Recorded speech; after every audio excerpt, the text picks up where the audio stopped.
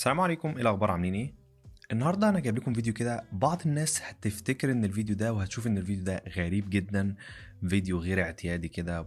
الراجل ده بيقول إيه الكلام ده؟ ايه الكلام الغريب ده؟ وفي الواقع الفيديو ده غريب. انا بقول ان هو غريب عشان ازاي اقدر اقنعك انك تشتري موبايل عمره اكتر من 5 او 6 سنين؟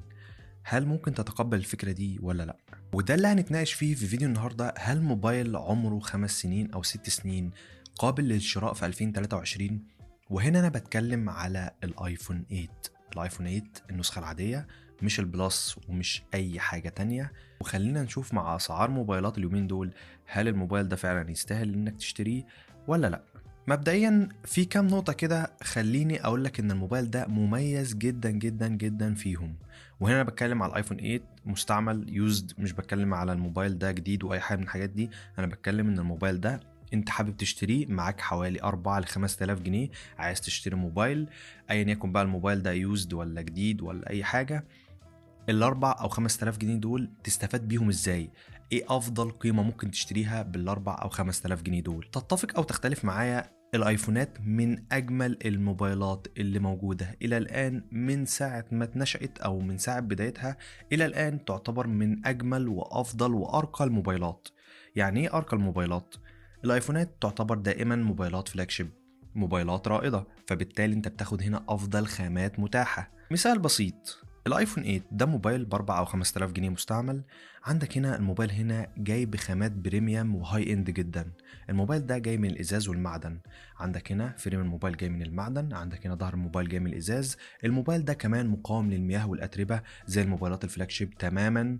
ديزاين الموبايل سيمبل جدا وهادي جدا وشيك جدا. كمان الوان الموبايل شيك جدا وهاديه جدا، الوان كده حياديه، مفيش بقى الوان مطرقعه والكلام ده. انت واخد موبايل شيك وهادي في نفس الوقت. الموبايل ده وزنه وابعاده برضو ما زالت صغيره. وزن الموبايل ده خفيف جدا 148 جرام، وسمك الموبايل 7.3 ملم. يعني انت واخد موبايل صغنطوط كده، حجمه حاجه كده لذيذه وصغيره. واي نعم ده هينعكس على حاجات تانية هنعرفها كمان شويه، لكن برضو مسكه الموبايل مريحه جدا. الموبايل ده بيجي بمدخل اللايتنينج الاعتيادي بتاع الايفونات كلها، اللي الى الان يعني مفيش يو اس بي سي ولا اي حاجه، فانت ما خدتش حاجه قديمه ولا اي حاجه.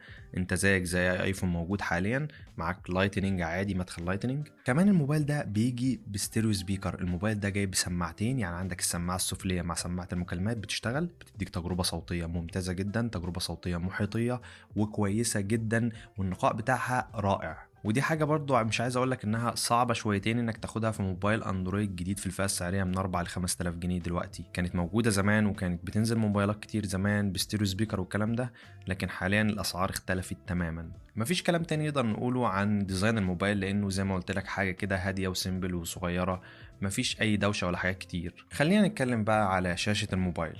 لما تقلب الموبايل من قدام، يعني تتفق او تختلف معايا، الموبايل في حواف كبيره فوق وتحت من الشاشه، في حواف كبيره وموجود فيها الزرار بتاع الهوم او زرار البصمه في نفس الوقت.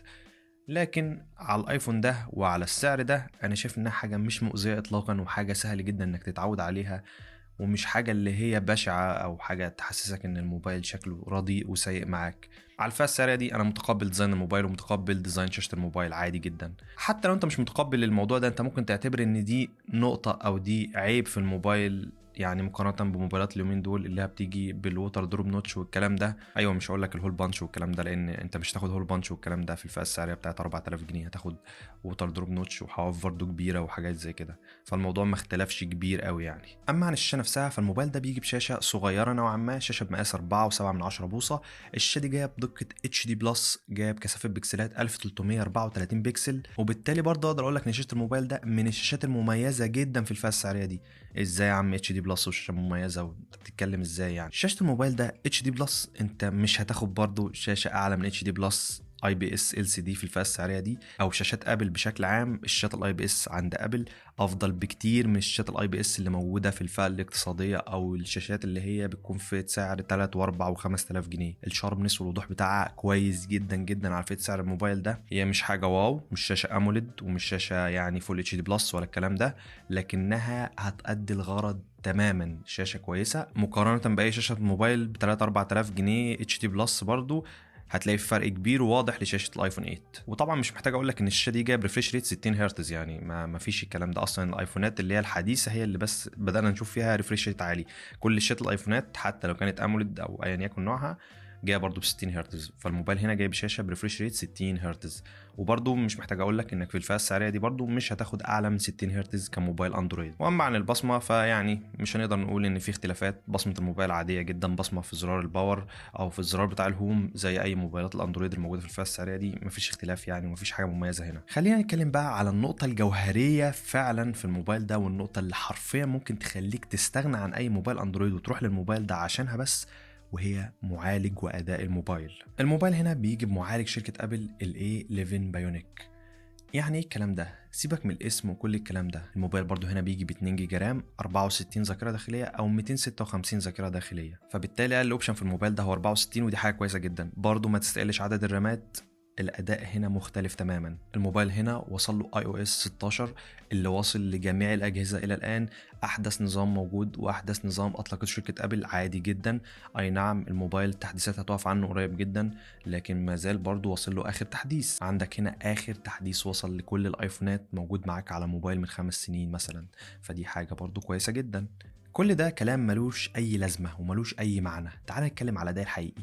الموبايل ده اداؤه الفعلي واداؤه الحقيقي يعتبر اداء موبايل ممتاز جدا. مش هقول لك ان هو موبايل فلاج شيب لانه يعني الموبايل بقى قديم، لكن اقدر اقول لك ان الموبايل ده هيديك اداء معالجات فئه متوسطه عليا، هيديك اداء ممتاز جدا واعلى من فئته السعريه، سواء بقى في الاستخدام العادي في الالعاب، تناغم النظام. مش محتاج اقول لك بقى يعني نظام ابل ان هو قد ايه سلس وسريع والكلام ده. هو اي نعم النظام بيبقى فيه دلوقتي يعني بعض البجات والجليتشات كده، ساعات ممكن يهنج منك يقطع تقطيعات خفيفه، لكنه ما زال شغال بسلاسه وبامتياز جدا. وطبعا اكيد بالتاكيد يعني هيكون افضل من الموبايلات اللي هي جايبه معالجات تعبانه جدا في الفئه السعريه دي. حتى كمان لو انت عايز الموبايل ده للالعاب، الموبايل ما زال بيديك فريمات عاليه جدا في اغلب الالعاب، وبيديك اعدادات عاليه جدا في اغلب الالعاب، لان المعالج ده في يوم من الايام كان معالج رائد في سنته. فبالتالي انت واخد هنا اداء فعلا اداء كويس جدا جدا جدا. سواء بقى لعبه ببجي اي حاجه من الحاجات دي هتاخد فريمات اعلى بكتير من الموبايلات الاندرويد اللي موجوده في الفئه السعريه دي. وهي دي النقطه الجوهريه اللي حرفيا انت ممكن تشتري الموبايل ده وتسيب اي موبايل تاني عشانها. انت محتاج ايه من موبايل ب 4 او 5000 جنيه اكتر من هو يديك اداء؟ وكمان حاجه، والحاجة دي هتكلم عنها دلوقتي، وهي الكاميرات. لو كل الكلام الكتير اللي انا قلته ده ما يهمكش بأي حاجة ومش داخل دماغك الكلام اللي انا قلته ده، النقطة دي حرفيا هتغير رأيك تماما. الموبايل ده بدون مجاملات وبدون اي حاجة، عندك كاميرا واحدة، مفيش بقى حوار 4 كاميرات و3 كاميرات والكلام ده، هي كاميرا واحدة. هات لي اي موبايل اندرويد في الفئة السعرية دي يقدر يصور لك فيديو 4K بكواليتي محترمة وعليه مثبت محترم جدا. هات لي اي موبايل يقدر يخرج لك صور عادية تنافس الموبايل ده، بس صور كده عادية تخرج الموبايل من جيبك تلقط صورة. تعالى قارن لي كده بأي موبايل في الفئة السعرية دي، هات أي كاميرا كده تتقارن مع كاميرا الموبايل ده. الموبايل ده بيجيب كاميرا خلفية 12 ميجا بكسل بفتحة عدسة 1.8. الكاميرا دي عليها OIS. الكاميرا دي تقدر تخرج لك فيديو بكواليتي محترمة جدا، شاربنس عالي جدا، وثبات جامد جدا على الفئة السعرية دي. كمان الصور العادية والصور الثابتة في الموبايل ده رهيبة جدا، ولا تقارن بأي موبايل اندرويد في الفئة السعرية دي، سواء بقى معالجة الألوان، الكواليتي بتاع الصورة، أي حاجة، الهاي دايناميك رينج، كل الحاجات دي هنا ممتازة جدا. وبرضو السيلفي في الموبايل ده هي 7 ميجا بكسل، وبرضو تديك صور كويسة ومحترمة جدا سواء صور عادية أو فيديو. وأفضل برضو من موبايلات الأندرويد اللي هتلاقي هنا عليها كاميرات 5 ميجا بكسل و7 ميجا بكسل و8 ميجا بكسل، وبتقدم يعني حاجات كده مشي حالك. طيب هل معنى كلامك ده ان الموبايل ده جامد جدا للدرجة دي ومفيش فيه أي عيوب؟ لا طبعا الموبايل أكيد فيه عيوب. طبعا انت تشتري موبايل مستعمل يعني اكيد ممكن يواجهك اي عيوب او يواجهك عيوب كتير على حسب طبعا حالة الموبايل، لكن خلينا نتكلم في العيب الفعلي الوحيد اللي انا شايفه في الموبايل ده، هي بطارية الموبايل. الموبايل ده اي نعم حجمه صغير، الموبايل مسكته كويسة وكل الكلام ده، لكن بطارية الموبايل ده سيئة. مش هقدر اقولك ان البطارية دي كويسة او اي حاجة من الحاجات دي، لا انت يعني لازم تبقى عارف انت رايح تشتري ايه. الموبايل ده اكيد هتحتاج تشتري باور بانك معاه وتمشي بباور بانك على طول، لان بطارية الموبايل ده مش هتقعد معاك فترة طويلة. ففي الاول والاخر القرار يرجع لك. هل انت شايف انك ممكن تضحي بالبطارية او مثلا ديزاين الشاشة او اي حاجة انت شايفها تانية مش عاجباك في الموبايل مقابل كل الحاجات الحلوة جدا اللي انا قلت لك عليها دي، ولا تريح دماغك وتروح تشتري موبايل اندرويد وخلاص؟ فانا من وجهة نظري ان ايفون 8 هو موبايل ممتاز جدا في الفئة السعرية دي، وكمان كقيمة مقابل سعر الموبايل مش هتشتريه النهارده تاني يوم تبيعه ب 2000 جنيه او ب 1000 جنيه او ب 1500 جنيه. الايفونات معروف قيمتها السعرية انها بتفضل ثابتة لفترات زمنية طويلة، وبالتالي انت حتى لو اشتريت اي ايفون بعد فترة من الزمن او بعد استخدام ليك هتبيعه، اي نعم هيقل في السعر عشان انت استخدمته، لكن مش بالقدر اللي بيقله الموبايلات الاندرويد. وبس دي كل حاجه في النهارده، ما تنساش بقى تعمل لايك وسبسكرايب للفيديو الجاي ان شاء الله. سلام.